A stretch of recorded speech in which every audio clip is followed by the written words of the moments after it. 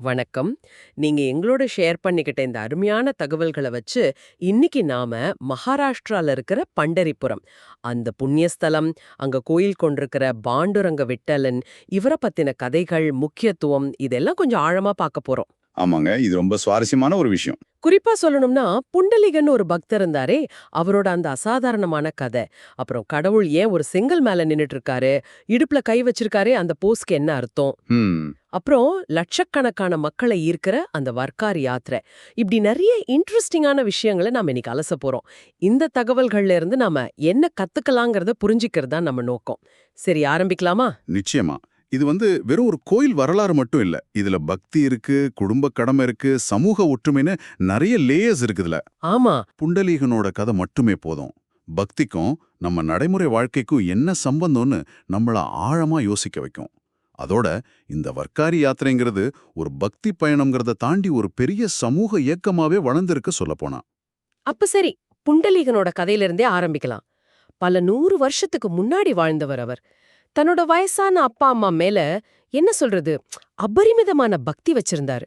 அவங்களுக்கு சேவை செய்யறதையே தன்னோட வாழ்க்கையோட முக்கிய நோக்கமா கொண்டிருந்தார். இதுதானே அவர் வாழ்க்கையில ஒரு டேர்னிங் பாயிண்ட் அமைஞ்சது இல்லையா? ஆமா, அதுதான் மிக முக்கியம். கதையில என்ன சொல்றாங்கன்னா, ஒரு சமயம் துவாரகையில இருந்த கிருஷ்ணர் ராதையோட பிருந்தாவனத்துல இருந்த நாட்களை நினைச்சு ரொம்ப ஏக்கமா இருந்தாராம். ம். அந்த நேரத்துல அங்க வந்த நாரதர், பூமியில புண்டலீகன்னு ஒருத்தன் தன்னோட பெற்றோரை ரொம்ப சிறப்பா கவனிச்சுட்டு வர்றான், அதுவே ஒரு பூஜை மாதிரி பண்றான்னு சொல்றாரு. ஓ, இத கேட்டதும் கிருஷ்ணருக்கு ஒரு ஆர்வம் வந்துருச்சு. உடனே புண்டலீகனை பார்க்கணும், ஆசிர்வதிக்கணும்னு கிளம்பிட்டாரு. கிளம்பிட்டாராமா. புண்டலீகனோட குடிசை வாசலுக்கு போய் கதவை தட்டுறாரு. அப்போ புண்டலீகன் என்ன செஞ்சுட்டு இருந்தாருங்கிறது தான் இந்த கதையோட ஹைலைட்டே. ஆமா, என்ன பண்ணிட்டு இருந்தாரு? தன்னோட அப்பா அம்மா கால்ல விழுந்து அவங்க நல்லா தூங்கணுமேனு மெதுவா அவங்க காலை வருடி கொடுத்துட்டு இருந்திருக்காரு. வெளியில இருந்து சத்தம் கேக்குது.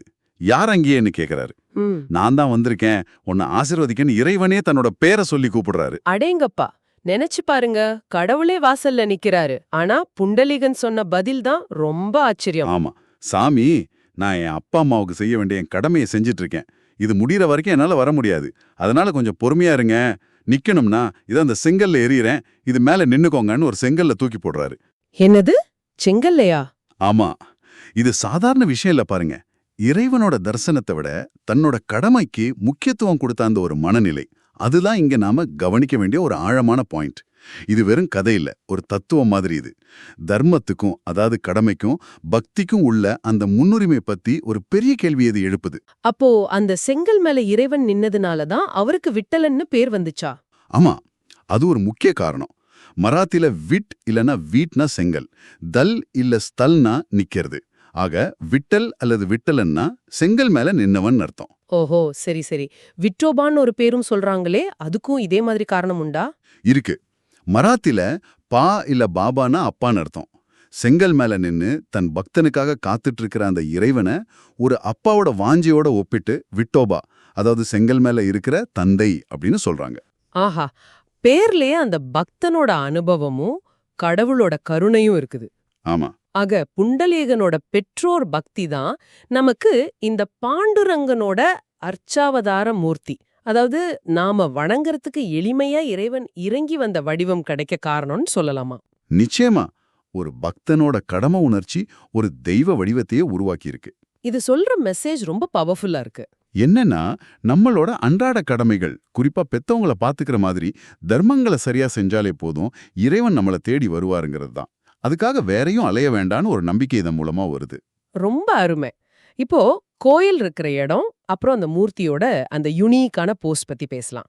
கோயில் சந்திரபாகா நதி கரையில இருக்கு. பிறைச்சந்திரன் மாதிரி நதி வளைஞ்சு போறதால அந்த பேர்னு சொல்றாங்க. கரெக்ட். அந்த மூர்த்தி வடிவம் ரொம்ப விசேஷமானது.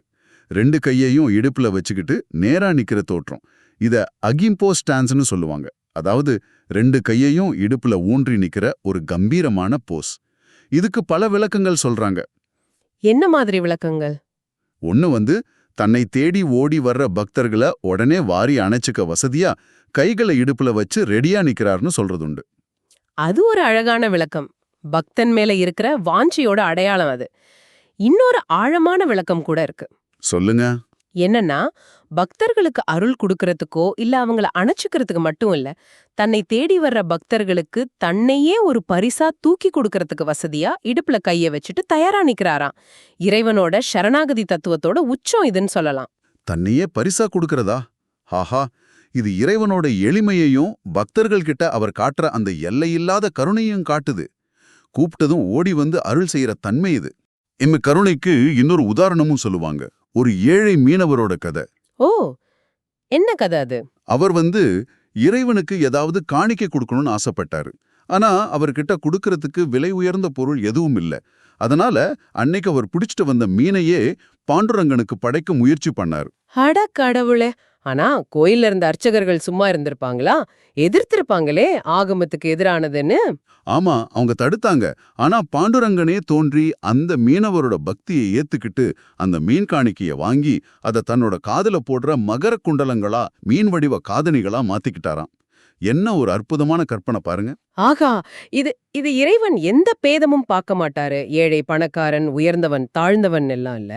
யார் அன்போடு எதை கொடுத்தாலும் ஏத்துப்பாருங்கிறத ரொம்ப அழுத்தமா சொல்லுது. வெறும் சடங்குகளை விட உண்மையான பக்தி தான் முக்கியம்னு காட்டுது. இதுல உள்ள ஆழமான பார்வை என்னன்னா, தெய்வீகங்கிறது ஒரு நிலையான விஷயம் இல்ல. அது பக்தர்களோட அன்பாலையும் அர்ப்பணிப்பாலையும் தொடர்ந்து வடிவமைக்கப்படுதுங்கிறது தான். அந்த மீனவரோட எளிய காணிக்கை இறைவனோட திருவுருவத்தையே மாத்தி அமைக்குது. இதுதான் பண்டரிபுரத்தோட தத்துவம். எல்லாரையும் உள்ளடக்கின ரொம்ப எளிமையான பக்தி. இந்த கருணையும் எல்லாரையும் அரவணைக்கிற தன்மையும் இந்த கோயிலோட இன்னொரு மிக முக்கியமான பிரம்மாண்டமான பாரம்பரியத்திலையும் வெளிப்படுது. அதுதான் வர்க்காரி யாத்திரை சம்பிரதாயம். இத பத்தி கொஞ்சம் விளக்கமா பேசலாமா? கண்டிப்பா. இது மகாராஷ்டிராவோட பக்தி இயக்கத்துல ரொம்ப முக்கியமான ஒரு அங்கம். வர்க்காரின்னு மராத்தி சொல்லுக்கு நேரடி அர்த்தம் யாத்திரை செய்கிறவர் இல்ல பயணி. ஆனா இது ஒரு குறிப்பிட்ட பக்தி மார்க்கத்தை ஃபாலோ பண்றவங்கள குறிக்குது. இந்த யாத்திரை பல 100 வருஷமா, குறிப்பா ஆஷாடா ஜூன் ஜூலை மாசமும் கார்த்திகை அக்டோபர் நவம்பர் மாச ஏகாதசி நாட்கள்ல நடக்குது. இந்த சம்பிரதாயத்தை 13ஆம் நூற்றாண்டுல வாழ்ந்த ஞானேஸ்வர் மாதிரி மகான்கள் முறைப்படுத்தினாங்கன்னு படிச்சிருக்கேன். இந்த யாத்திரை எப்படி நடக்கும் கொஞ்சம் சொல்லுங்களேன். நடக்கும். ஆஷாட ஏகாதசிக்கு ஒரு 20 நாள் முன்னாடி பண்டரிபுரத்திலிருந்து பல 100 கிலோமீட்டர் தூரத்துல இருக்கிற ஞானேஸ்வரோட சமாதி இருக்கிற ஆலந்தி, துக்காராமோட ஊரான தேகு மாதிரி பல இடங்கள்ல இருந்து பக்தர்கள் குழுக்களா கிளம்புவாங்க. இவங்க திண்டின்னு சொல்ற குழுக்களா பிரிஞ்சு ஒவ்வொரு குழுவும் ஒரு குறிப்பிட்ட மகானோட பல்லக்க தூக்கிட்டு வருவாங்க. சும்மா நடந்து வர்றதில்ல இல்லையா, பாடிட்டே வருவாங்களாம? இல்ல, அதுதான் இதோட ஸ்பெஷாலிட்டியே. பல லட்சக்கணக்கான பக்தர்கள், ஆண்கள், பெண்கள், குழந்தைகள்னு வயசு வித்தியாசம் இல்லாம கையில தாளம், ஜால்ரா எல்லாம் வச்சுக்கிட்டு விட்டலனை போற்றி பாடிட்டே வருவாங்க. குறிப்பா அபங்கங்கள், அதாவது மராத்தியில இருக்கிற பக்தி பாடல்கள், முக்கியமா துக்காராம், ஞானேஸ்வர் மாதிரி மகான்கள் எழுதின விட்டலன் மேல உள்ள பாடல்களை ரொம்ப உணர்ச்சி பொங்க பாடிட்டே வருவாங்க. பல 100 கிலோமீட்டர், பல லட்சம் மக்கள், 20 நாள், நினைச்சு பார்க்கவே பிரமிப்பா இருக்கு. ஆமா, ஆஷாட ஏகாதசி அன்னைக்கு பண்டரிபுரம் நகரமே பக்தி வெள்ளத்துல மூழ்கிடும். கோடிக்கணக்கான மக்கள் கூடுவாங்கன்னு சொல்வாங்க. அன்னைக்கு முழுக்க விரதம் இருந்து சந்திரபாகா நதியில குளிச்சு விட்டலனோட நாமத்தை விடாம சொல்லிக்கிட்டே அப்பங்கங்களை பாடிக்கிட்டே இருப்பாங்க. அந்த ஒட்டுமொத்த பக்தி குரலும் அந்த எனர்ஜியும் அது ஒரு தனி அனுபவம். இது வெறும் மத நிகழ்வு இல்ல, ஒரு பெரிய சமூக கலாச்சார சங்கமம் இது. இத்தனை லட்சம் பேர் கூடும்போது அங்க சமூக ரீதியா ஏதாவது தாக்கங்கள் இருக்குமா, இல்ல ஏதாவது சேலஞ்சஸ்? மிக முக்கியமான கேள்வி. இந்த வர்க்காரி யாத்திரை சாதி, இனம், பாலினம், பொருளாதார நிலைன்னு எந்த வேறுபாடும் இல்லாம மக்களை ஒன்னா சேர்க்குது. இது பல 100 வருஷமா நடந்துட்டு இருக்கு. அந்த காலத்துல இருந்த சமூக ஏற்றத்தாழ்வுகள் எல்லாம் தாண்டி எல்லாரும் விட்டலனோட பக்தருங்கிற ஒரே அடையாளத்துல இணையிறது இதோட மிகப்பெரிய சமூக பங்களிப்பு. ஓஹோ. அதே சமயம் இத்தனை லட்சம் மக்களை நிர்வகிக்கிறது, அவங்களுக்கு தேவையான வசதிகள் செய்யறதுங்கிறது உண்மையிலே பெரிய சவால். ஆனாலும் இத்தனை வருஷமா இந்த யாத்திரை தொடர்ந்து நடந்துட்டு வர்றது பக்தியோட வலிமையும் மக்களோட அந்த கூட்டு ஒழுக்கத்தையும் காட்டுது. இவ்ளோ பெரிய பாரம்பரியம், இவ்ளோ ஆழமான பக்தி, இதெல்லாம் இன்னைக்கு இருக்கிற காலகட்டத்துக்கு எப்படி பொருந்தும்? நீங்க கொடுத்த தகவல்கள்ல கலியுகம் பத்தியும் கலி புருஷன் பத்தியும் ஒரு குறிப்பு இருந்துச்சே. ஆமா, அந்த தகவல்கள்ல ஒரு கருத்து சொல்லப்படுது. அதாவது நாம வாழ்ற இந்த கலியுகத்துல கலிபுருஷன்னு ஒருத்தன் நம்ம மனச உலக இன்பங்கள், கேளிக்கைகள், தேவையில்லாத கவலைகள் பக்கம் திருப்பி இறைவனை நினைக்கவோ, பஜனை செய்யவோ, பூஜை பண்ணவோ நேரம் கிடைக்காம பண்ணிடுறான். சாம்சாரிக விஷயங்கள்ல மூழ்கடிச்சு ஆன்மீக நாட்டம் வராம தடுக்கிறான் அப்படிங்கிறது ஒரு நம்பிக்கை. இது இது இன்னைக்கு இருக்கிற அவசர உலக வாழ்க்கைக்கு ரொம்ப பொருந்துற மாதிரி இருக்கே. இதுக்கு என்ன தீர்வு சொல்றாங்க? இங்கதான் பண்டரிபுரத்தோட அந்த எளிமை மறுபடியும் வருது. இதுக்கு தீர்வா பல 100 வேத மந்திரங்களை சொல்லவோ, சிக்கலான யாகங்கள் செய்யவோ, இல்ல ரொம்ப கடுமையான விரதங்கள் இருக்கவும் தேவையில்லை.